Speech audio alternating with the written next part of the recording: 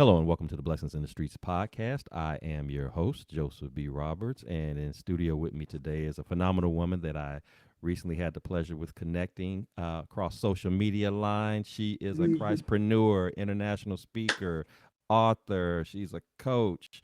She's a mom, but her most important and most celebrated attribute of all is that she's a woman of God, and she's taking time out of her very busy schedule to hang out with us today to share a little bit of her story, a little bit of her journey with the hopes of inspiring and encouraging and uplifting others, especially as it comes to dealing with the challenges and adversities of life. So it is my privilege and honor, ladies and gentlemen, to introduce to you our special guest today, Miss Shantay Adams. Shantay, thank you so much for being on the show. Oh, thank you. Thank you for having me here. I'm grateful. This is a pleasure. So I'm excited for round two, as they say. We're And- gonna get and- it right by God's grace. So I'm absolutely. grateful. It's an honor, it's a privilege, and I thank you for us connecting and your patience with me through all everything. So I'm grateful. I thank God No, for that. Thank you. oh, no, Let me no say that. problem Thank at you. all. This was definitely well worth it. And for our listeners, if you're wondering why she mentioned round two, we did have an opportunity to talk before several weeks back, and wonderful conversation, and but we did have some technical issues, and it was to the point that we wanted to make sure that the message didn't get lost. So we're trying it again. We're coming back together again. So we promise you, we're just trusting and believing right now that the conversation is going to be even heightened to another level than what it was before. So we're just going to take this as a blessing in disguise that we Amen. we had the opportunity to meet up again. But you're not going to be disappointed. She had definitely has some awesome and wonderful things to share, and I just wanted to make sure we wanted to make sure that you didn't miss out on that. So again, thank you for your patience and your willingness to work me back into your schedule, your busy schedule that you have, and making this happen. So, but we're gonna do this today. We're not letting the enemy stop us like he was trying to do the first go around. So we're gonna make it happen regardless. So, with that said, before we get into our segments, however, I do want to give you an opportunity to do a brief introduction to our audience, who you are, where you're from, what you do, kind of give them a taste of who is Shantay Adams. Okay. Well, for one, many people, some people know this, some people do not. For one, my name is Shantay Adams, and I am a ordained minister. So that is something many people may not know about me. I'm a published author, and I own my own financial agency as well as a coaching and speaking business. I travel and speak. I come from an area where I did not know any of these things, and so I'm graced and blessed and really fortunate to be in a position where I get to travel and speak and educate people on finances, on money, my book, to really pour back into the community where I come from. I come from, inner city, and so I come from humble beginnings, and so the Lord has really, allowed me to go into different spaces and places to travel and speak. I talk about my book, Release the Honey Within You, and that book has landed me on speaking stages. Actually opened the door for me to make speaking a business for me. So I'm grateful for that, and I get the opportunity to talk about that and talk about things I've learned as an entrepreneur and things I had to some hard knocks, some some walls I had to hit to get it right. But I'm grateful and opportunity to be on this podcast to really kind of encourage others in their journey and their walk, either with the Lord or even as entrepreneurs. So that's a little bit about me. Awesome, awesome. So if you ever hear the term, cross social media lines, you hear about this person called Coach Honey. You're trying to figure out who that is. Well, this is Coach Honey right here. This is Coach. So she's not only sweet in terms of personality and demeanor, but she's got some sweet bits of knowledge, knowledge base, some gems and some nuggets to drop on you.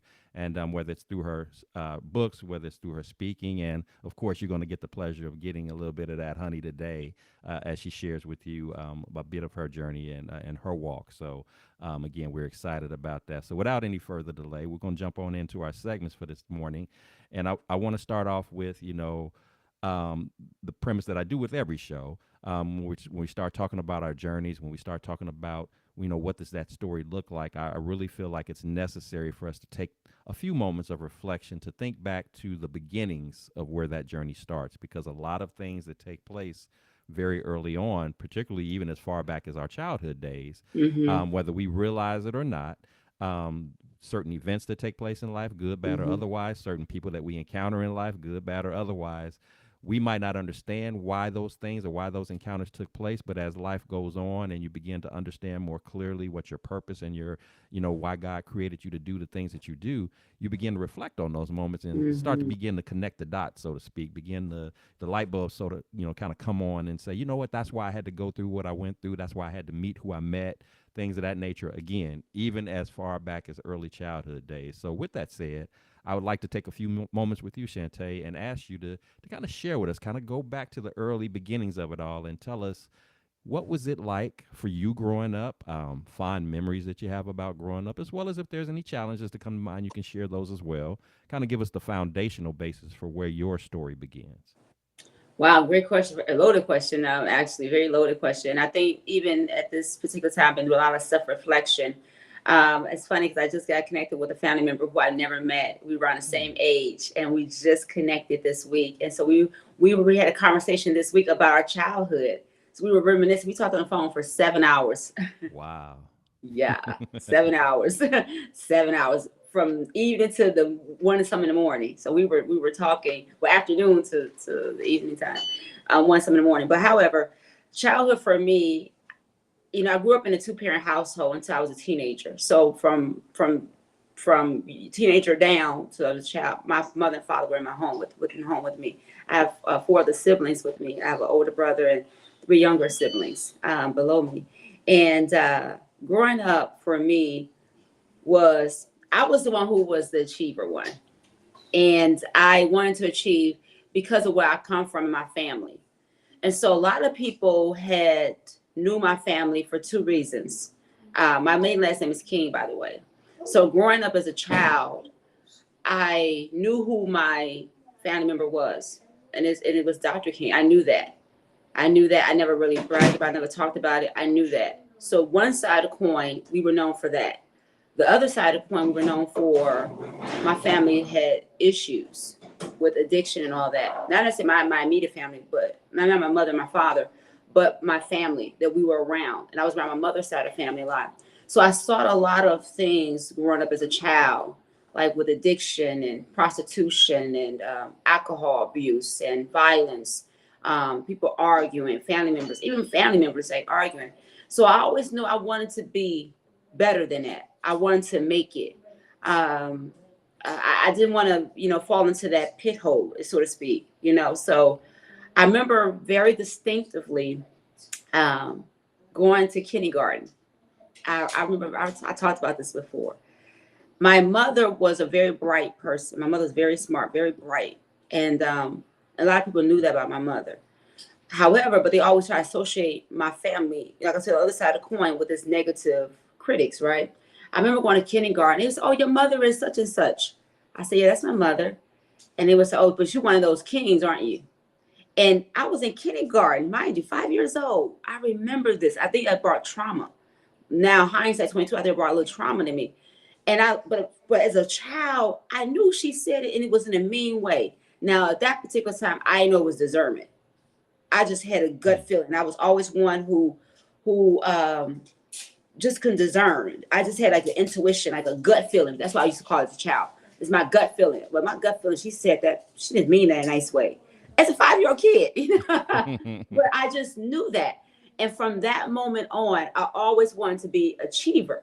I never wanted to be associated with my family, either side, both sides of the coin, so to speak, in that way, because it was almost like it was negative. So she viewed, because at that point we had family members who, would get into drugs, get into fights. They were known sometimes for good things too. We were athletic, we were creative. So we were known for those things too, positive things. But however, that negative one, I guess people like talk about negative things more than they like talking about positive stuff. Sometimes I guess that's good, whatever. But however, it propelled me in a good way, in a bad way. It was good for me because I worked hard. I believe in hard work. I'm a hard worker to this day. I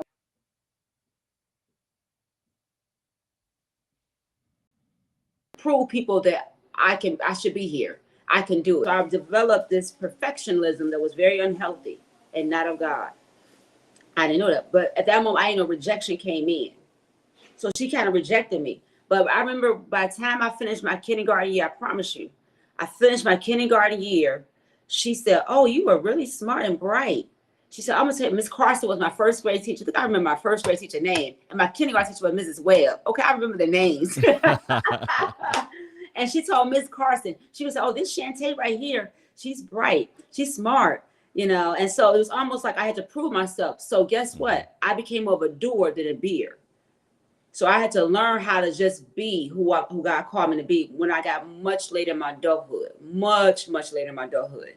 I had kids and everything, and I was always a doer. And it's okay to do things, but I never learned how to just embrace me. I always feel like I had to overachieve to do things in life. So, however, that took me on a process when I began to write the book. That's when a lot of those things that was from my childhood I never really dealt with came to the surface. It was now time to deal with it. But however, growing up, I used to get like honor roll student. I was a who's who of high school students. I was on a dean. I mean, not honor roll list, but I used to get like the little awards for like spelling bee contests because I always wanted to prove that I could be better than what my family was. Mm. And I was always set out to do that. And even now, I still want to. I feel like I'm the one in my family, how I see myself. So I always want to prove that the Kings on that side of the family is not all bad. The guy has hand on my life, and he called me into church as a little girl. I remember going with my great auntie, who I just did a eulogy for, going to her house, and I used to go to church there as a child. And when my family, my parents moved into our first home, the house I grew up in. Prior to that, we lived in apartments, but we had a childhood home that we grew up in. That I grew up from age 7 till I moved out when I was about 18, 19 years old. And we had actually stability. It was a nice big house. I mean, actually still in the same neighborhood that a lot of my families grew up in. But however, our block was the quiet block. Even though people would try to come on that block, it was quiet for the most part. But I remember our landlord happened to be a pastor of a church, and he invited me to his church. And I remember just going. And my family, they believed in the Lord, but they didn't really go to church. I went to church, and I got baptized when I was about I think I was 9 or 10 years old. I should remember this, but I don't remember the exact age. I try to say, Holy Spirit, help me remember the exact age. Was I 9? Was I 10? I think I was 10. But however, I think it's 10. But I don't want to, since feel like I'm not 100% sure, I always say 9 or 10. I praise dance. I dance. I still like to dance. I danced when I was in school.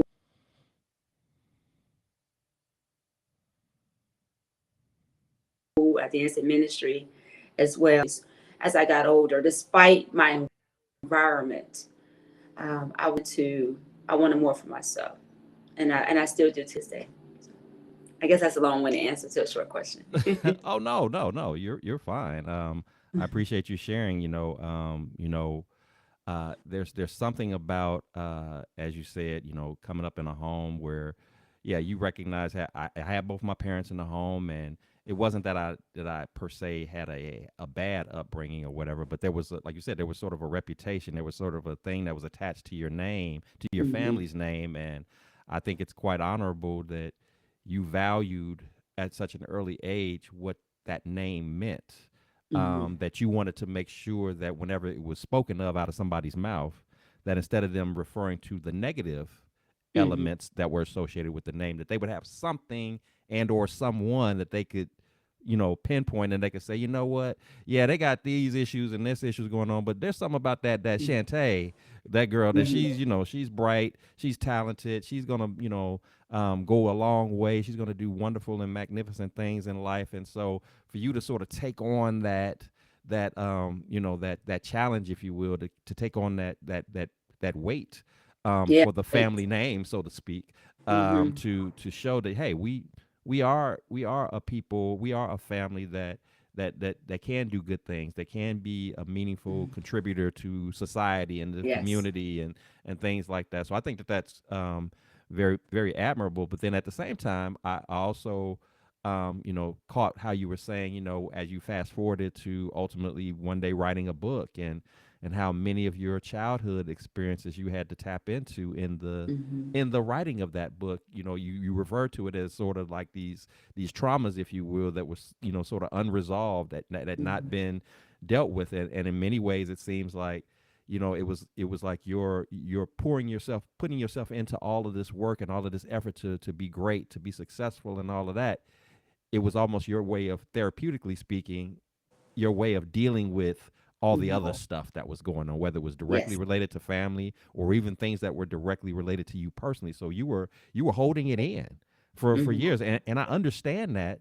Only because when you think about the dynamics of, you and I are close in age, when you think about the dynamics of what it was like coming up, especially in the Black community, we weren't Mhm. talking about things like therapy and counseling and stuff Mhm. like that. So, we just kind of kept that stuff to ourselves, and not Mhm. understanding that that's not healthy to do, that Not healthy. you need an outlet, you need some people in your circle that you can feel comfortable in a safe space to be able to Mhm. release some of this stuff, whatever it is, but yet Exactly. many of us have gone for years, decades even, holding that in until some event happens in life or some situation happens in life where we finally reach a point where Mhm. we let it out. Mhm. And in your case, you finally let it out through writing in your book, which it's key, which is why I like to have these conversations, is because you took something that started off in childhood, not understanding the full extent of it, not even understanding how it was impacting you both positively and negatively, Mhm. but there was God's preparation for you to ultimately write a book that you didn't know at that time that you'd be writing someday. And Mhm. now No. it not only ignites your healing process, it not only ignites your ability to grow and elevate, but it also positions you to now bless other people who are dealing with similar Mhm. challenges, similar struggles, similar traumas, taking a piece of your own personal journey. And that in itself is a powerful thing to do. So again, and even to my listeners, this is why we want to take these moments of reflection, because we don't know when we're 7, 8, 9 years old, when this is going on or that's going on, we don't necessarily Mm-mm. know No. the why behind it. We just know that it is. But again, as you build a relationship, particularly as you build a relationship with God, and you understand that He has a distinct purpose for your life, now it starts to kind of come all together, and you say, okay, God, I get it now. It Mhm. now makes sense. You weren't trying to hurt me. You weren't trying to send me through, difficult times just to be difficult. You were preparing me. You were setting me up so that I could, when I got to these moments of, whether it's writing a book, speaking on stages, ministering to people, that I would actually be relatable to them, that it was going to be bigger than, Yes. it was going to be, you talked about these accomplishments. It was going to be bigger than you making the dean's list and the honor roll and getting this academic award and all that. Those are great accolades to have, but if that's all you bring to a hurting people, Mhm. then you can't connect Can't with relate. them. Exactly. You Can't can't connect with. relate. Can't But when you relate. can take that as your as sort of your acknowledgement of expertise, if you will, and you combine that with the personal testimony where you can be Mhm. raw and relatable and sharing, now you've made a connection. Now Mhm. you've opened up an opportunity where that person can feel safe before Yes. you. They can Yes. trust you, that Yes. even though this may be the first time that they heard of you, met you, whatever, they feel comfortable in your presence because of how you delivered yourself, how you presented yourself to them. Mhm. You weren't there to impress them about how smart you were. Right. you that's cool, Yes. and we don't knock it, but you also gave them another layer that they really needed to take away, that I can now apply into my personal situations, and maybe also be able to experience that healing that you experienced, also be able to experience that growth that you experienced, also being able to understand why it's so critical to have a relationship with God, for Amen. those who may not know what that Amen. looks like or what that Amen. feels like. So these things didn't happen by accident. It was not a mistake. You didn't just stumble across it. It Mhm. was all a part of a very detailed, intricate plan that God had specifically set out for your life, to Mhm. elevate you to where He has you right now, and is continuing to work in you to do many more things that you've yet to experience and yet to know that is to come, that He's going to Amen. use you in ways to connect with people that you've yet to meet, that you're going to be Amen. life changing and game changing for them. So, again, Amen. I receive that. yes, Amen. yes. So Amen. I Prophesy. appreciate you sharing. Yeah, this is why we have to kind of break it down like that, because Mhm. that applies for everybody. But Yeah. you got to be in that certain mindset, you got to be in that certain space, that certain heart, and more importantly, that relationship, so that you can hear from Him, Mhm. that you can see what He has for you, instead of you flying out here solo, kind of doing your own thing, trying to figure it out all by yourself and hoping for the best, that you land in this ideal space of comfort, this ideal space of peace, this ideal space of fulfillment. Um, and as you and I both know, that doesn't work in the long run. You might get momentary glimpses and flashes of joy and pleasures and all of that, but in the end, you want long term, meaningful fulfillment. You want to wake up each day knowing that you have a purpose for being here and that you have something to look forward to. And even if it's a rough day, that you're still going to be all right in the midst of that rough day. And again, that goes back to the relational aspect here. So again, I appreciate you sharing that. So Shantay, as you shared, as you know, we go through a combination of different, experiences and challenges in life.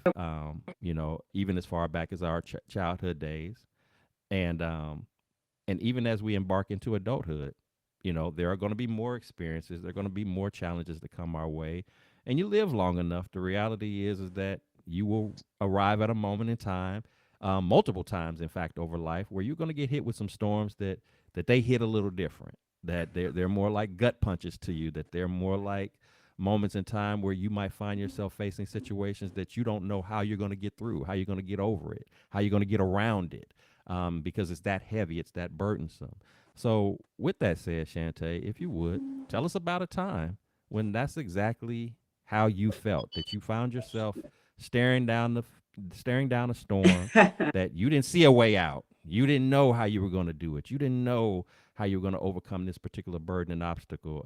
Even with all your upbringing in the church and belief in God and knowing His power, even believers sometimes can hit moments and hit walls, if you will, that we don't know how we're going to get through that thing. So, if you would share with us a time like that, where you experienced such a thing, where you faced the challenge that you didn't know how you were going to get through. What was that situation like, and what was ultimately the turning point when you began to see some light at the end of the tunnel and coming out of that situation?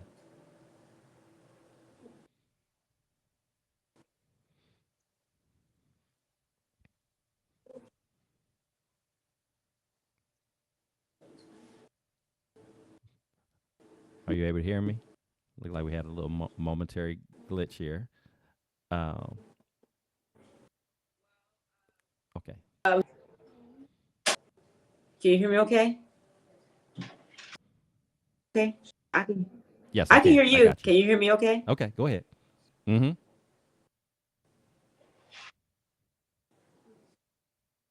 I can hear you. I Go ahead. can hear you.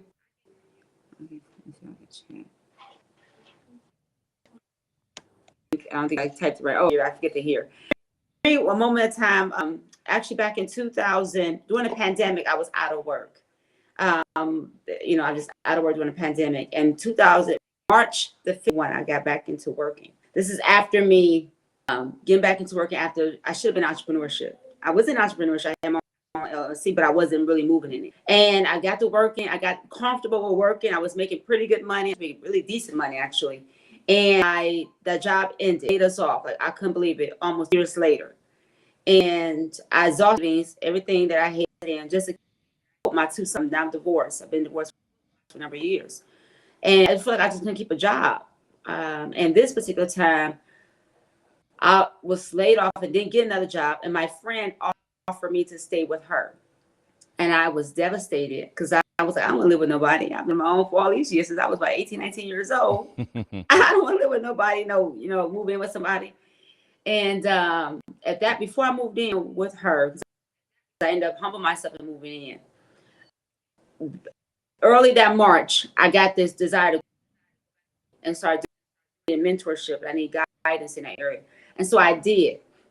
And so I ended up reaching out to her, went to her master class, and moved. That was in March.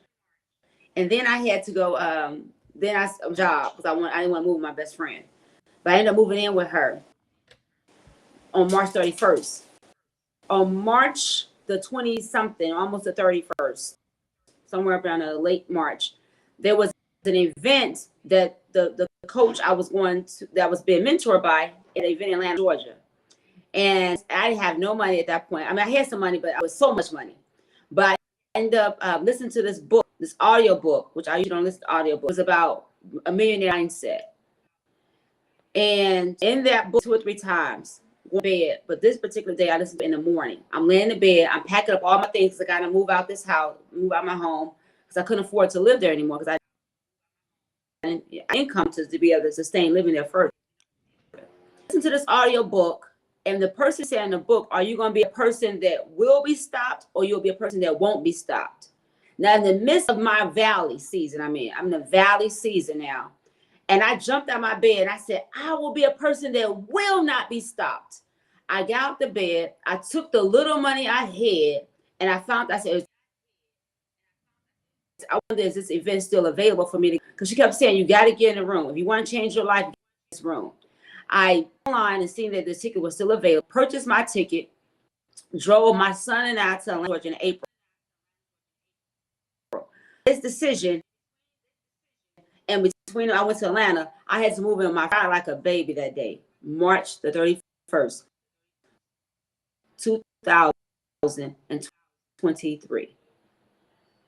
And I had to move in with her. It was very hard for me, very challenging for me, but I moved my stuff in there. And me and my twins, one is a teenager, one is at that time my son was 17, one of my youngest son, 10 years old. And we had to go stay in one room, three of us in one room. Imagine that. Just one room. And I was there for 5 months. And I said, Lord, what am I doing here? Why you got me here? I didn't know what I was seeking the Lord for direction. I still went to Atlanta, Georgia in April the 14th through the 17th or something like that. It was like I was there for a week. I went there. Me and my boys went. We drove to Georgia from Ohio. Rented a car. I rented a car. Got to Atlanta, Georgia. That's when the title was birthed.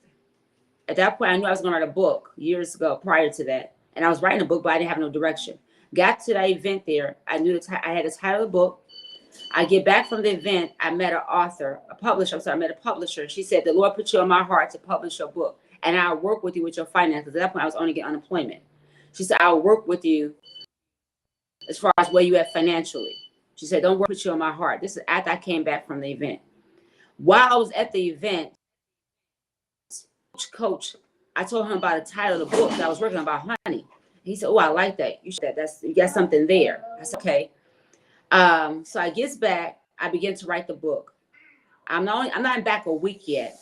Someone reached out to me and said they was giving my name for me to speak in New York City at the 4th International Women Leadership Summit event. International. So it's international women all over speaking. I said, what? Who is this? Who recommended me? So I got the message and I prayed over it, and I had the money like that.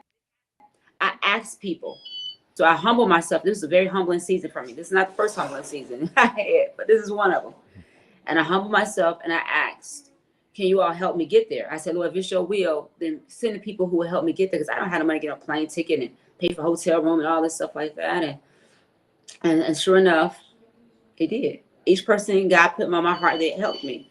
So that was in July. Mind you, I'm still with my friend. The book is now published. I published the book. It got written in 5 weeks. I put a date on it, a timeline, and the book was published. From the end of April to the end of May, the book was done. But I had to go back and revise chapter 2. And so the book was done like June the 4th, something like that, June 5th, something like that. The book was technically fully done. And the book was published in July. Still with my friend. I'm still seeking the Lord, like, what do you have? And what are you saying to me? Like it was still challenging, and it was warfare I was dealing with. So the Lord put me in the house, because my friend, she traveled a lot, so she wasn't there. So, but I'm in the house dealing with some things that's in the house that's going on. My family, I'm like, it's like, sometimes you could be God's blessing you, but at the same time you warn. It was like two simultaneously. Like I was being blessed here, but I'm like battling here. I was blessed here, but I was battling here. It was two things happening simultaneously. And if you ain't strong in the Lord, it'll make you crumble. It'll make you depressed. It'll make you, it just make you hard. Your mind, it was just so much. It's like, whoa, what the heck? So it really forced me to stay so close to the Lord. Which a lot of times when you're in warfare, and when you're not in warfare, you should stay close to the Lord. Either or, really, to be honest with you. But however, so I'm dealing with that. I'm praying. I'm like, man, it's just like a lot. So then I was okay, I'm on a course. I can develop a course for the book. I want to speak on that, but I want to move out. I want my own place. Because I'm like, Lord, what's be doing? Not realizing God was really saying, I need you to be entrepreneurship. I need you to be full time. I need you to do this. I wasn't getting I wasn't getting that. And so I went back into working that fall of 2023. I began. I moved out, got my own place again. My boys and I got my own place again. That job ended. I started to fall. It ended by the spring. I was what you want me to do. That's when I realized entrepreneurship. That is a journey. I talked about this recently that I didn't know my way out. Because I said, what do you, why can't I keep a job here? Why does I keep going with this up and financial woes and like struggling? Because I really wasn't 17. And that journey kept me going 23, actually really 2024. And it's supposed to end it in 2023. But I was so gun-ho and getting back to working because I wanted some stability. And really had from me was not in a job. And I'm not knocking people who have a job, but that was not my destiny. And so I was holding my destiny in hostage because of that. And I'm like, but so no seasons, I was in a way, I didn't know what the heck I was gonna do. But just trying, I was just like, okay, let me go. Okay, perceiving God and do this. But I'm grateful that I did go to Atlanta because that was a tipping point for me. Because it had I not gone, I think I would another cycle. The book probably wouldn't have been written. I would have been delaying things for me. But that was a hard time. But I thank God I went because it stirred up the entrepreneurship in me never died. Even when I was working, I had to get into it. So that was something that a valley season for me. That a lot of people don't know that. A lot of people don't know. My friend, I was temporary. I was technically homeless. Didn't know how long I was going to be there. It was extremely challenging for me. Very hard for me. Very hard on my boys. Emotionally for them, they wasn't used to that. Hard.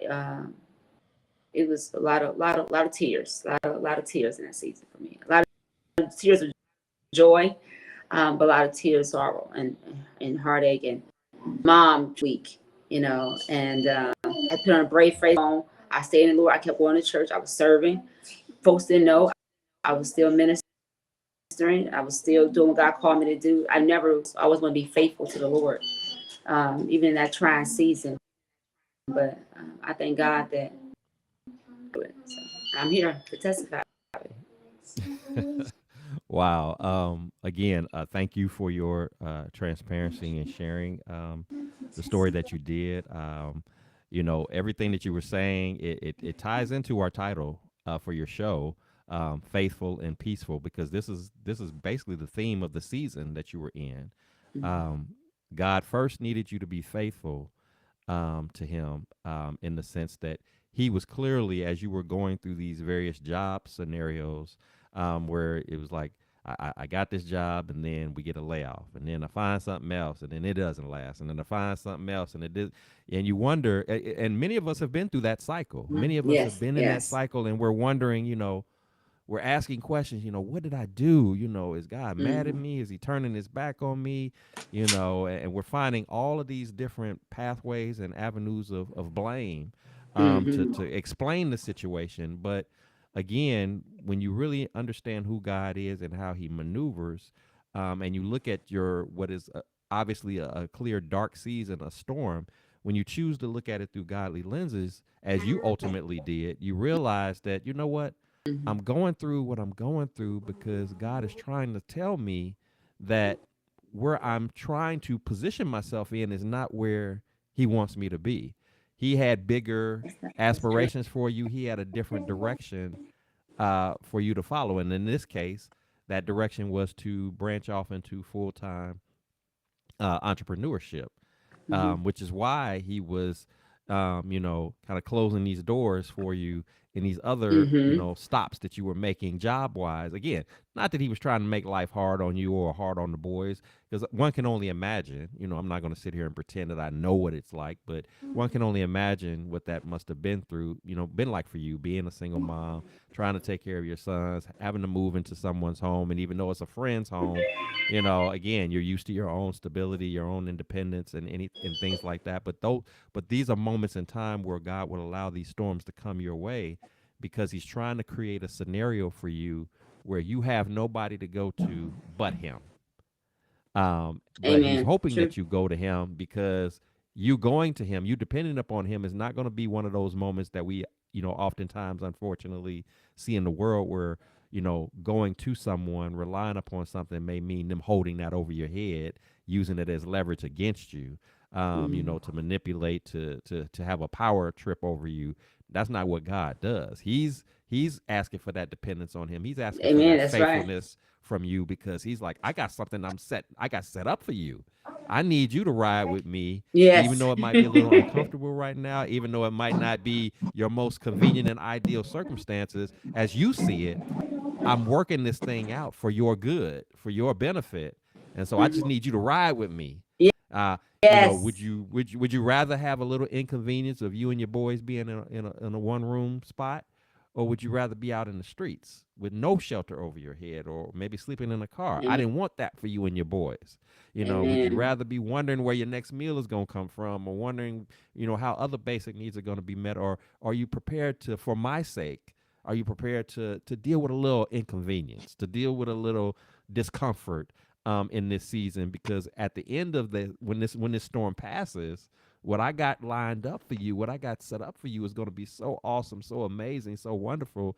It's going to blow you away. And so when you talked about that trip, to Atlanta, and you didn't really have the funds to be doing that, but it was resting in your spirit that I need to go. I need to be there, that this is getting ready to Mm-hmm. be game changing for Yeah. me. You were listening to God's direction in this case, and you did have to exercise some faith. You had to say, And Lord, exercise you of telling faith. me to spend money that I don't have to Mm-hmm. go pay for a car to make this trip, hoping that when I get to this conference that it's going to be life changing for me. And then what was it? It was just that. You not only had a chance to learn a lot of new things, but you had a chance to encounter a publisher who you didn't know from a can of paint, who Mm. comes up to you and says, God put it on me to help publish your book. And by the way, not only did he tell me to come publish your book, but I'm gonna do it in a way that meets your budget.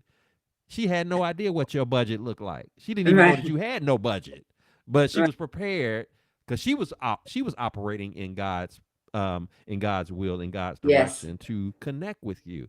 Yeah. God will do that. He will put perfect strangers in your path.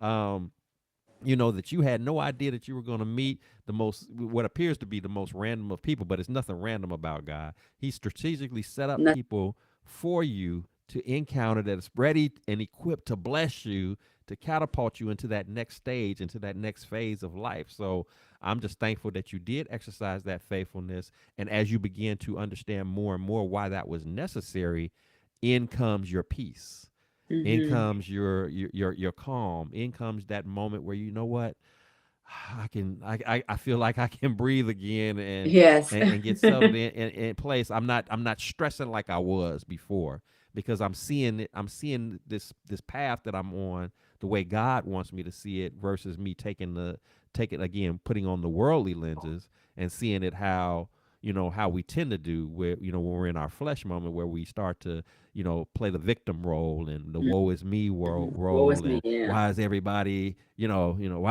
coming for me? I'm not that bad of a person. There's people who are worse than me, and why they're not going through this? Why me? Well, why not you? First of all, when you think about when we Mm-hmm. go to the level of understanding the sacrifice that God made through Jesus, why not you?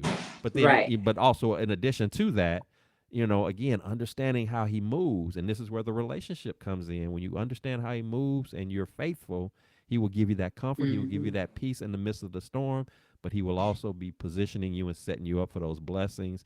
Not only blessings for you to be the recipient of, but equipping you to be, as Be a you are blessing. right now, being a blessing to other people as well. Yeah. So, so again, thank you for sharing as you have, because this is a very relatable, common thing that a lot of people deal with. People deal with job losses all the time, and financial struggles, and single parenthood, maybe by virtue, in this case, virtue of divorces and things of that nature, and just Mm-hmm. all over the place, and not knowing where am I supposed to go with this? What am I supposed to do with all this? How am I supposed to make it? Well, you don't Mm-hmm. have to have the answer. That's the key thing. You don't have to know how it's going to play out. You just got to Mm-hmm. know who I need to rely upon to make it happen. Yes. Who will take me in, who will comfort me, who will strengthen me in such moments to make sure that I'm able to get through this rocky time in my life, and I'm gonna be okay with it because I know He's Yeah. not gonna leave me hanging. He's not gonna leave me Yeah. without. So And I'm grateful again, for I that too, appreciate by you. the way. I'm Yes. grateful. My eyes got so teary eyed. Just the fact you said it very well. You said that inconvenience, but is it better to be inconvenienced in a one bedroom with you and boys or be out in the streets? And not having shelter or food or things of that nature to have. So I'm grateful and I'm thankful that God did provide that for me. It was inconvenience, and God don't always call us to convenience. A lot of times He Mm-hmm. calls us to see if we really Mm-hmm. committed to Him. So if you think about it in the Bible, most of them, Abraham and many of you can name them all. Paul, you name them, they were all called to Moses. I mean, just you can go down the line. That's what they call wall of faith because they all was through Joshua. You name it. They all had their challenges. They were nothing. No one was called to anything inconvenient. I think when God wants to do something great in our life, and that was something that humbled me. It kept me mindful. I kept my eyes on the prize. Mm-hmm. That God never called us to conveniency. It's challenging. It's hard. But God said, if you want to reign with Him, you also got to suffer with Him. And I've always held on Mm-hmm. to that, even to present day, to knowing that it ain't gonna always be, the mountaintop. You got to go through valley season, but it's a process, and God calls us to a process. And I always took that season as this is a process that God has me going through for the calling on my life, who He's called me to do, the grace He put on my life, things that I would do that I may not even know I would do Mm-hmm. at that particular time, and even now, and that. But I'm glad that that really was very humbling. And, it's a risk for those who are listening, who will watch this, to understand. Even though it's hard, challenging at times, we're still better off than some others. We're still not. Mm-hmm. God gave me a shelter. He didn't say you gotta go to this homeless shelter. He didn't say no, you gotta be on the street, you and your boys. This is what I called you to. So He still provided shelter. He still provided that. It's not like I wanted to be, but it's how He ordained it to be. And God is sovereign. Mm-hmm. God knows what He's doing. His plans is not to harm us, to give us a hope and a future, and bring us to expected end. And so I leaned on God's word. I love Him, but I gleaned on it. I leaned on it. I ate it. It was my nourishment. It was strength, and I stayed in prayer. I stayed in His word. I stayed walk in the Spirit. So therefore, I will not, fulfill the lust of the flesh, will being anger, being bitter. And so when I talk about that book, Lisa Honey, how because you go through valley seasons, you go through hard times in life, you go through that. We call to that. And so that book, Release the Honey, is so like when I'm writing another book, I'm telling the honey because it's so powerful. And I don't even think I articulated enough well in the book, like really talk about it more because people go through that. They go through challenging seasons, and eating the honey and releasing honey is so important. I know I just veered off of there for a second there. I'm sorry. No, you good. No. But that man, I'm telling you, in that God was giving about the honey, I was eating it.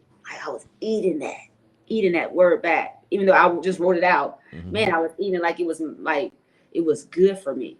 And not knowing the Mm-hmm. previous season before I moved to my friend, God was talking to me about honey. Not knowing a book was gonna come out behind that. And so it Mm-hmm. just all put together. It was like a big old puzzle piece that was coming together. And I didn't know I was even a part of the puzzle pieces like that. How God knows.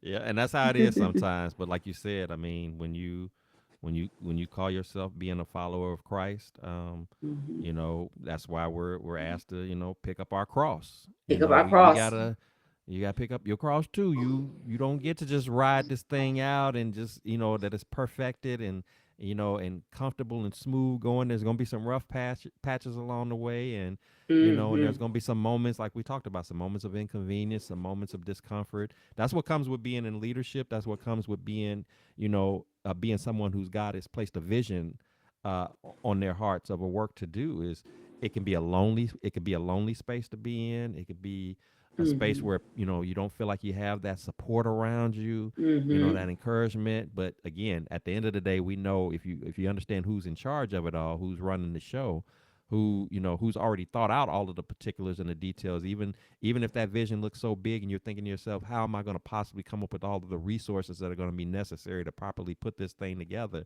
You don't it's a thing that you are aware of, but you don't have to worry about, because he's Mhm. not going to even give you that vision. He's not going to even position you in this way and not have the provisions already set up for you. You Right. just got to be faithful. You just got to be patient. You just got to ride this thing out and trust his timing, his way, his will. And in the end, everything is going to be all right. And the more and more we learn to trust in him, Yes. then Hey. those fears and worries are replaced again with that Yes. peace, with that I'm good. Ain't you working? Sorry, you've been working on this a long time and you still haven't. I'm good. I'm I'm good good. because I know he didn't bring me this far to leave me. I'm Come good. on now. I Come on know now. I'm gonna be all right. I don't Come know on how it's now. gonna Come on work now. out. I'm not. Come I on don't. now. He said, I don't know how Come on. he's gonna do it. I have But he no gonna do it clue. because he's God, I don't know where Jehovah. the money gonna come from. I don't know where the staff I need to come from. I don't know Yes. where this resource or that. I don't have a clue where it's gonna come from, but he does. He And does. my track record says that every time that I counted on him, every time I betted on him, I always won. Come on I can't think of one now. time where I bet on God and I lost. I can't think of one. And Right. and that's the reason I can't think of one. You can't think Yeah. of one. We can sit We here got all it. day and we Listen, can't think of one time that we bet on right. him and Listen, lost. I would say check the reviews. Right. Check. Okay, he got an outstanding track record. Yes, he is He's undefeated. undefeated. There we go. That's what undefeated. Yes.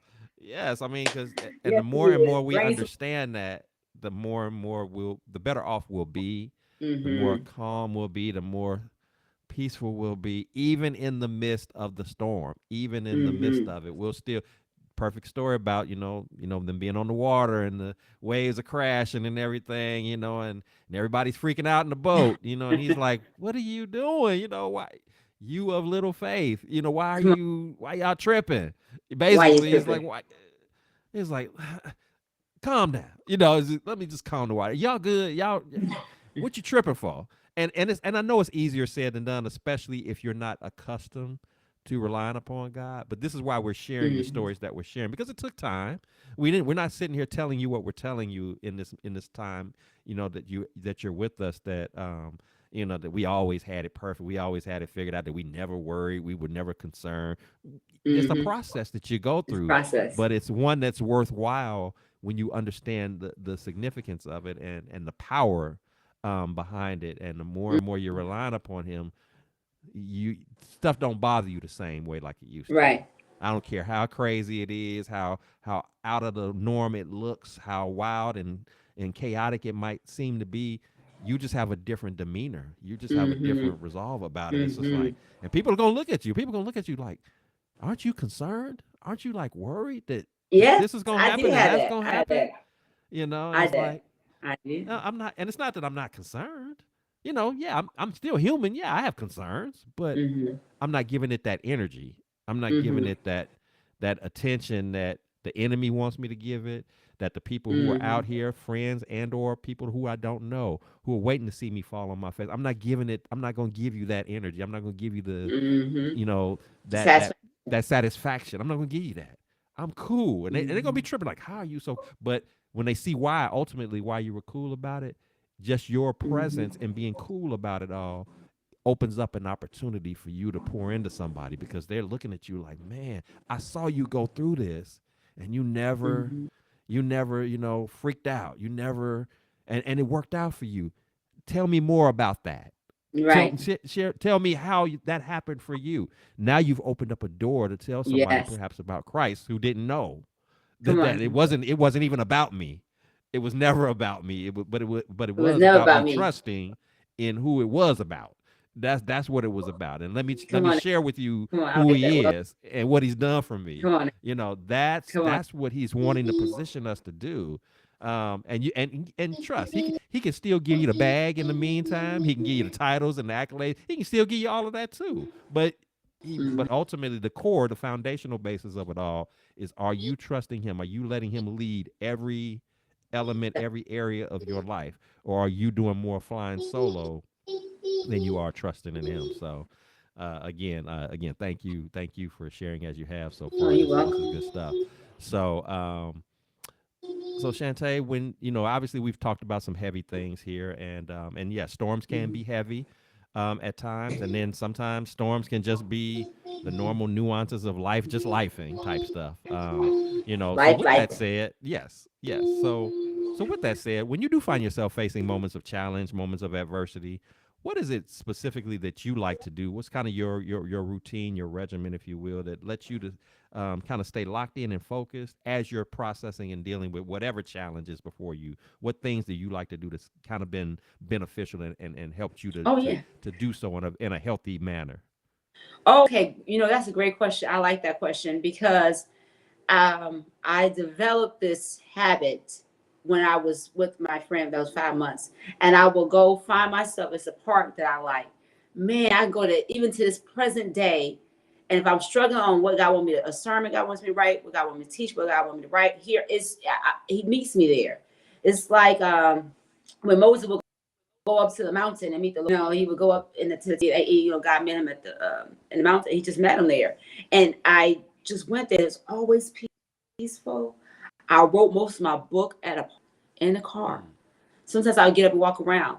So when I find wanting clarity or peace or not to do, I'll take a walk. But I like that particular part, whether I'm sitting in a car. I just can't describe it to you, articulate it well, but that I would do. Taking a walk, to answer your question, spending my quiet time with the Lord, not saying one with nature, but I will, that means jolly on the spot, you name it. And I will always find peace. I'll come back to the center. I will, hold on one second. And, he was asking for something. But that would be something I would do. Outside prayer, of course, absolutely. Fasting and prayer. I believe in that. That's life. That's a lifestyle.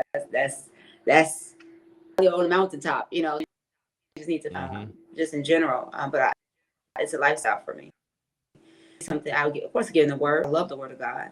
So a lot of times when I'm out, I'm spending time talking with God. I'm spending time quiet. A lot of times when I need to rest, I get quiet. I get in the Word. I will just get quiet, allow God to speak to my heart, and I gotta speak. And that's something I find myself doing when I'm needing clarity. I'm needing direction. I need comfort. I need strength. I need encouragement. That's what I would do. That's my go-to. I've learned to be. I'm so I'm an extrovert, but this extrovert learned how to be an introvert. And those in my life, I learned how to walk with God alone. Because sometimes God, for a season, He will separate you just for a season, just to have you. I value those moments now. So this extrovert have learned to be okay with just being with her. And so I used to beforehand years ago. I used to always go to my friends as to deal with things. And that's not saying that God doesn't send me people now, but my circle has got really small. And I learned to go to God, and I learned to lean on Him and depend on Him and just listen. So that has changed for me. So that question is loaded because 10 years ago, I was going to my friend house. I go to my best friend house and hang out. That probably would be my answer right now. Mm-hmm. It's not that. Now it's I go to the Lord, and I will take a walk or I get quiet. Um, that's my go-to things, and I like nature. That's why I want to live in an environment. I look forward to living in an environment where I can get out and walk and go to a mountain. Like I see myself living so I can go walk to a mountain and sit up there and like Moses and meet the Lord. And talk to him on the mountain. You think I'm joking? I'm being so serious. One time I'm texting, I say, "Remember I said this on your show Mm-hmm. that I was gonna live See a, somewhere like see a that." picture of you Go to sitting the on the mountain. mountain. I'm gonna sit on the mountain. I'm telling you that. You think I'm joking? I'm serious. It's a heart attack. I'm So, so serious. I believe God you. knows it. And I'm sooner than later. And I'm gonna say, look, Hmm. here is the picture. Here's the evidence. I'm Selfie not from the visiting. mountain. I'm living here. Like not a I'm living mountain, but here. I'm living in an area where I can go That is to. awesome. That is Because awesome. because at the park, because the park I would go to, they had a little hill you can climb up there. Hmm. And I remember going up there. I prayed up there a couple times. Spent time with her, and you can oversee the whole park. It's a big old park. It's huge. They got restaurants. I mean, it's new. So it's only been around maybe I don't know, maybe 5 years, maybe not very long. But however, it's just very peaceful when you go there. Just every time I go, I feel kids playing around, families, because they have stuff for adults to do. But they also have this hill. You climb up there, and look at the hill, Lord. And so yeah. So I find myself going there often. So now the weather warm. Um, I, I have been. So, yeah. That is wonderful. And again, to my listeners, I want you to kind of understand and follow me what all the things that she spoke of in this process that she uses to deal with challenging times and kind of clear your head. It first, I love that you started off with saying, I find a place that I can go to just kind of get settled. And you in this case you mentioned the park, but it could be any place, wherever that place is, where you need to go to just sort of kind of calm yourself.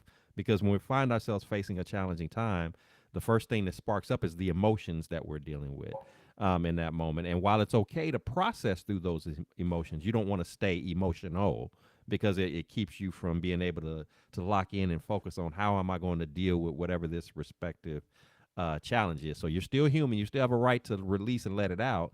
But part of the way of you doing Mm-hmm. that is let me find a place where I can just kind of calm down. Let me get calm and get settled.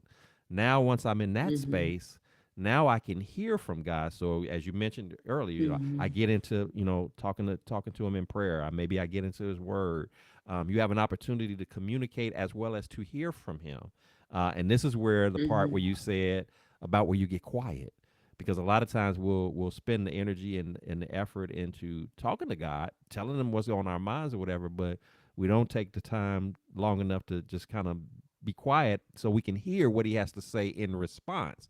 We want to jump from the prayer to then we follow up with telling Him how He's supposed to answer it instead of letting Him speak to us on what is the best way to approach what we were supposed to be given to Mm-hmm. Him to ask Him his advisement, not for us to dictate to him what the words that he's supposed to say back to us. So you captured all of Mm-hmm. that. And then just in general, when you talked about just, prayer life, studying your word as just being a lifestyle, that's an indicator that you're not somebody who waits for a storm to happen before you start having conversations with God. That whether it's a rough season or if it's a good season for you right now, Right. you're maintaining those lines of communication with Him, keeping them open, staying connected, solidifying that intimacy with Him. So, and I think that's very critical because you don't want to just go to God. You don't just want to talk to Him when you need something or when you're going through Right. something. That should be any relationship that you're in is not supposed to be one that if you say that this relationship matters to you, it's not supposed to be one where you only go to that person when you need something from them. When you Right. only deal with them when it benefits you. So that's There really should taking be some advantage of somebody. reciprocal. That's not a good Right, relationship. right. That's Mm-hmm. not a relationship. You using somebody. You taking You advantage using of them. somebody, taking advantage of them. Yeah. Mm-hmm. Yeah. So I love the fact that you have an element of your process that has nothing to do with dealing with the moment itself, but I have a certain lifestyle, the praying, the studying, the fasting, that I do that just naturally, just because I'm staying ready, rather than being someone who's being reactive and trying to scramble around to get ready to handle a particular storm or challenge that comes my way. I'm staying prepared, so whenever that hits and however it hits, I'm at least in a good position to where I can withstand the hit, and then from there I Mm-hmm. can build upon that and going through my processes and steps so that ultimately you get to the end result, which is God telling you, giving you the guidance, giving you the direction on, okay, Shantay, this is how you need to move on this. Thank you, God, for telling me that. I'm glad I went through the proper processes, the proper regimen. So, to my listeners, whether you want to do your way exactly the way that Shantay has displayed, or just take elements of it. If you don't currently have a way that you do it, there's some pieces that you can draw from her and some things that you can come up with your own. So there's no one right way to do it, but you do need to have a way to deal with Mm-hmm. those, those moments in time. One, when you're dealing with adversities and challenges, and then of course, how do I talk to God when everything is okay, when everything is running Mm-hmm. smooth? What is the best practices for that as well? So just kind of keep those things in mind. So Shantae, when you reflect back on all your life experiences, good, bad, and everything in between, all Mm-hmm. that you've been through, all that God has revealed to you that's coming ahead, if you had the chance to speak to the younger Shantae, to impart some words of wisdom, some words of encouragement to her, some things that you wish she would have known earlier on in life that you think would have been beneficial for her to not so much have prevented from going through storms or anything, but maybe having a different mindset, a different approach, and how to deal with the challenging times of life, moments of adversity. The same is the case for those who are listening. We got listeners to this podcast episode that are currently going through some stuff right now. Maybe some things that are similar to some of the things that you've talked about. Maybe just struggling in general with how do I deal when adversity is hitting me from all angles and it just feels like I don't have a way out of this. I don't know what to do. It feels like the world is against me.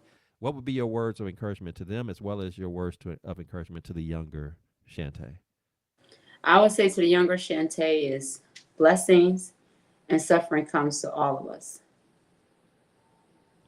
Don't feel like you by yourself. We all go through challenges. I would say to myself younger is fight, be a fighter, not a quitter.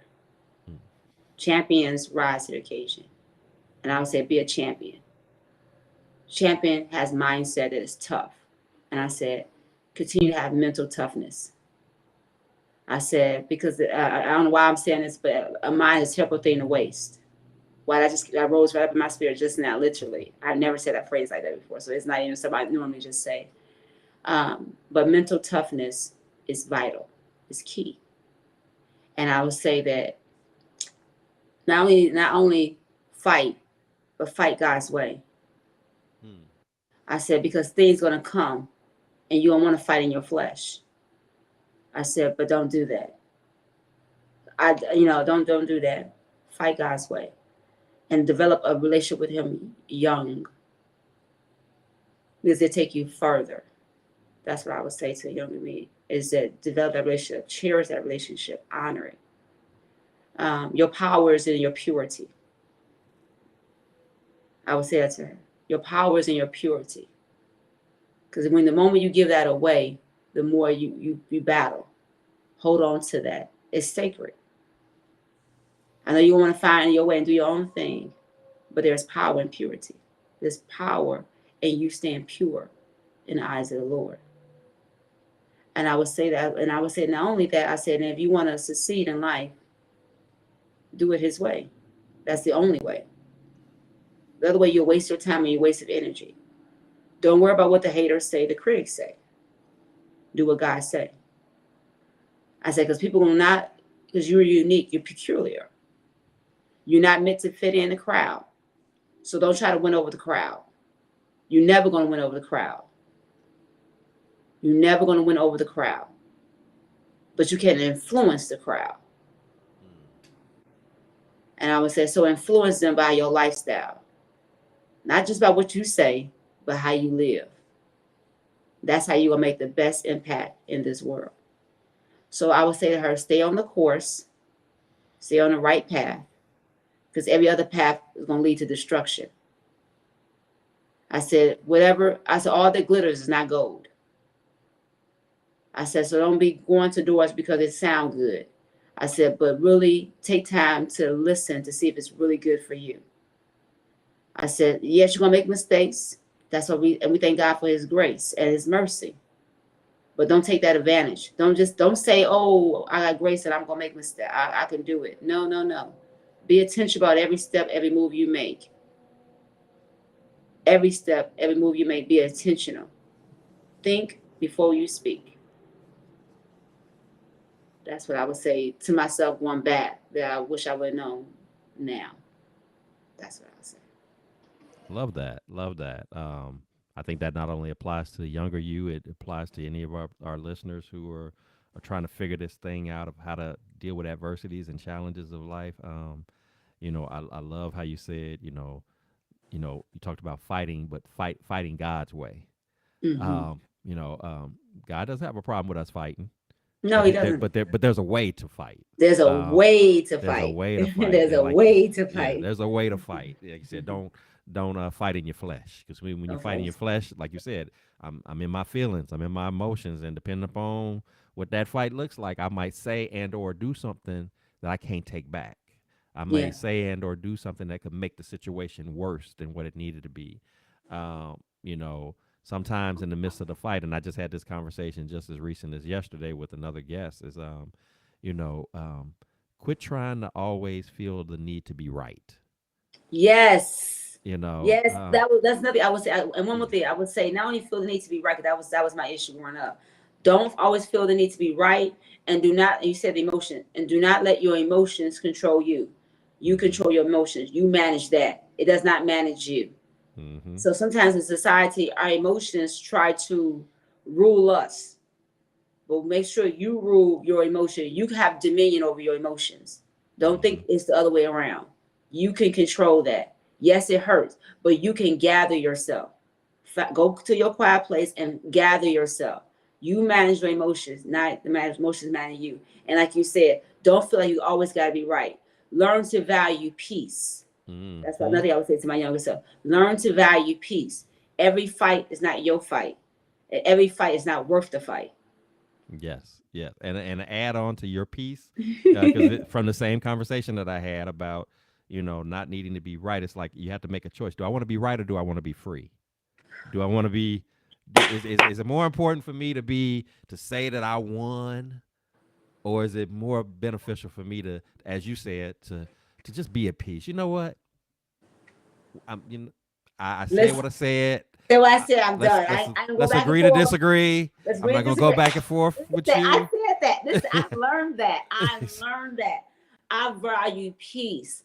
And listen, and the guy said, and this is the thing, let your yes be a yes and your no be a no.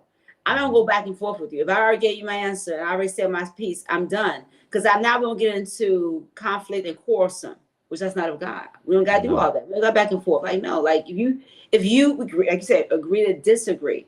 And I learned that, and I learned, and this is going a little bit deeper for a second, if you don't mind. But I learned about provoking spirits. And sometimes the enemy, that's the way the enemy bringing a snare and a trap. And the Lord taught me Hmm. that a few years ago. He said, daughter, he said that you gotta be careful because the enemy is sneaky. He always looking to come in and bring in to come in and find a door, a crack. Hmm. And the crack for him is a quarrelsome. It's when people have arguments, Yep. conflict. That's a seed. Now he got. Oh, I gotta wait here. I got legal right now. She didn't open the door. It's a Hmm. crack now. Okay, let's see this door open wider, and so it starts discourse and it starts confusion. So he's the author of confusion. Yep. So it's confusion coming in, but God says it's a provoking spirit that wants to bring you into entanglement, that wants Hmm. to bring you in a snare where you lose power and authority in the Hmm. spirit realm. Stirring the pot. Doesn't It's stirring a pot, and so you have no legal right, so you can't even use your badge right because you're not entangled. And so I've learned that because the enemy used to do that with me because I used to always want to be right. Hmm. When I learned it's okay to not be right, or I gotta get the last word, and I said, I'd Hmm. rather have peace than that demon that used to come and attack me had no ground, no foothold, no way to get in. It didn't even bother me because I said I ain't gotta be right. Okay, well, you say what you say, I say what I say. Tomato, tomato. So it's all good. So then that the enemy was defeated. And so Hmm. God has told me to teach other people that say, don't argue back. No, don't waste your breath. It's okay. Let them think what they want to think. Don't spend hours trying to prove your point. It's say it's well in my Yeah. soul. Yeah. I mean, that's how you got to be, because if you were quote unquote right in what you were saying, or if you were quote unquote right in what you did, Mm-hmm. um, I don't have to prove that to you. No. It's kind of like I said what I said, and I don't say that in an arrogant or dismissive way to the other person that's in that moment of debate or whatever. But if I'm right, then all you can do is pray that whatever it was that I was trying to share with that person, Mm-hmm. that truth, that, Mhm. even if they don't see it today, that maybe Mhm. somewhere down the road that it will manifest itself, that they'll get it and they'll be like, you know what Shantay said was, right. I didn't want to admit it because I was too busy being caught up trying to win the argument. I didn't want Right. to, but she did have a good point, and Right. so and you want to walk away even though you didn't maybe you didn't get the credit of quote unquote winning the fight in that moment. At least and you can be in good conscience and knowing I shared a truth with this person. It wasn't Mhm. that I knew something that they needed to know and I withheld it from them. I didn't Right. do that to them. I gave it to them. Now, what Right. they chose to do with it is what they chose to do with it, because that's how Right. God deals with us. He Exactly. That's true. he has a word for us. He pours into us all the time, trying to give us insight and guidance on the right way to do things. But he also gives us the free will to decide: do you want to roll with what I said, or you just want to do your thing? You know, Right. if you do your thing, it won't and it doesn't go right. It won't be because you weren't told. I gave you the Come on now. information. You just chose to go. And I've been guilty of that. I've had where he Me too. told me, he warned me, don't do this. He told me don't say that. And I went and did what I wanted to do. Come on And now. Me it, too. it Guilty didn't as play charged. out. It didn't play out. Then I had to go, okay, Lord, you did. I kind of, I I kind of, I kind of made this bed for myself, you know, lay in it. and but thankfully he's so forgiving, he's so loving that Mhm. even when we done had to go bump that head, that he'll take us. Okay, you done, Joe? You done, Shantay? Bumping that head? You ready to hear You me ready to go my now? way now? Okay, let's Yeah, go. okay. So let's pick up where we were at. Let me Yeah, show you how yeah. to fix this. Right. And then we move on. So he's not one who holds grudges. He does Yes, I not thank one. God for that. He does not. And thankful, Thank you, thank thank God you, he doesn't do Jesus. Thank you, that. Jesus. Yes, he does not. And I think and he's God gives another chance, another chance. Yes, over and Every day over and we over. every day we have breath to breathe. Um, you know, do God way. I was listening to something. And I don't go into a whole lot of detail, but man, it really is very sobering for me. Even now, it was recently I heard it, and the person has said, and I'm just totally switching gears for a hot second, No, you're but the good. person was saying that it was somebody sharing a testimony about how he went to hell, and he was saying about in there, like God took him there, but he brought him back. It was just testimony of his experience, but he was saying he couldn't in there. He said he every breath, like he was trying to catch his breath. And here God gives us breath, whether you're righteous or unrighteous, wicked Mm-hmm. or not wicked, good or not evil. God give us breath to breathe and to not take it for granted. And so when we hear, it's like, you know what, we got to do what God calls us to do. He gives us breath to breathe. We know that, right? We know that. We say He gives us breath to breathe, but we don't think about, when we don't. I mean, it was just. I don't know why I mentioned that, but however, it just sobered me up until a point where I'm grateful for every breath and do what God called me while I have breath in His body. That He so freely give us all to have, and on this earth and to really do right in His eyes. So Absolutely. that was this week, but it was very sober. It was very good for me. Like it was. I know it was this week. It was. I think it was Sunday, Sunday or Saturday. I think it was Sunday. I think it was Sunday. I happened to catch that, and but it was that part really. I don't know why, but it resonated with me. To the guy gives us another chance after chance, and to do His will. So, Well, and again to what you just said, that I'm glad you brought it up because we do tend to take God's blessings at times for granted. mm-hmm, When we go to sleep at night, we take for granted that tomorrow we set our clocks, set our mm-hmm, watches, whatever phones, thinking that tomorrow we're just gonna wake up and do the day all over again, having no idea that this could be the last time that we see a new day. mm-hmm. When I pray every day, that's one of the very first things that I say in my prayers. Thank you, Lord, for another opportunity to have a chance to get it right with you. Another Yeah, day. like yeah, Because that was not promised to me. I wasn't promised when I went to bed last night. I was not promised because there were some people who went to sleep last night that didn't wake up this and morning. then wake up this morning. Yeah, They thought they were. They had plans. They had an itinerary. They were already had mapped out what the weekend was getting ready to be like. right. And now the weekend is about to be about funeral plans. They had Mm-hmm, no clue. mm-hmm. So we cannot take each day like as if it was owed to us, like as if, we're entitled to it, Right. or anything like that. So I'm glad you brought that up. As far as I'm concerned, you were not getting off base or off track, because we need Mhm. to be reminded of that, because these are things in life that we do take for granted. Every breath in Mhm. our body is, if God lets us breathe and lets us, have full capacity of our mind and freedom of our Yeah. limbs and all of those things. That means that there's still some work for you to do, that he still sees value and purpose for you to be here, that your story is not over yet. And Mhm. we have to embrace each day with that mindset, ready and willing to serve in whatever way that he sees fit for us Yes. to do, regardless if it's in our convenience of schedule, or if it's Mhm. not, if it's a warm day out and sunny and bright, or if it's a cold, rainy, wet day. It don't matter.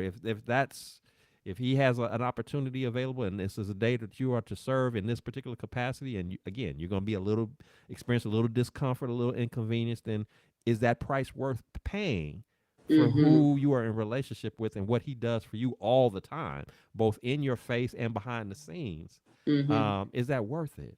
And Right. again, you and I both know it's worth it. It's just one of those things that we are working on each and every day to get one step better, to get one step, greater in our abilities to operate in that mode, in a way where we're totally surrendering ourselves to him, Mhm. and to Total the works surrender. that he wants us to do. It's a process, and it'll Mhm. be a process to the last day that we breathe and walk Come this on. earth. Come on. But That's as right. long as you're moving forward, that's the point. Let's keep Mhm. progressing in the right Right. direction, rather than going back to the old stuff that we're supposed to be leaving Deliver from. behind, delivered from. That's what we got to work on, because that's what the enemy is constantly trying to draw us back to that. Exactly. Trying to draw us back to that stuff, or even in our walk forward, trying to put something in our way to distract us, to get our Distract us or to get get our us off attention course. off. Yeah. Yes, Yes. Yes. so Yes. Yes. it's a constant battle. It's the essence of what spiritual warfare is about. Looking, as Mhm. you shared earlier, looking for that crack in the door, looking for that Mhm. momentary lapse where you got a little too comfortable, you got a little too relaxed. Boom, Yeah. let me sneak in, let me infiltrate. Come on Let now. me impact, let me disrupt Mm. your ability to impact and influence.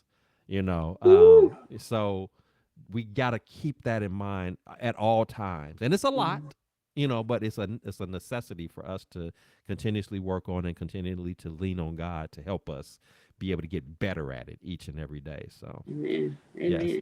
So Shantay, this has been again an awesome time, and to my listeners, Yes. as I share with you, you probably already witnessed we had a little technical issues a couple of times in between. That was the enemy trying to stop it, and I always, and I think I said this to you last time. Anytime, I don't, I've been blessed to not have many technical issues when I do shows, but every time that I do, whenever those moments happen, that to me, I don't look at it. This is me looking through the godly lenses.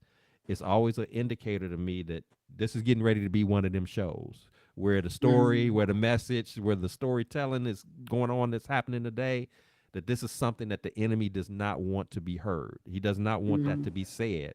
And Mhm. this is one of those distractions. Mhm. Let's just forget. We could have said, just forget about it. Maybe it wasn't just meant to be.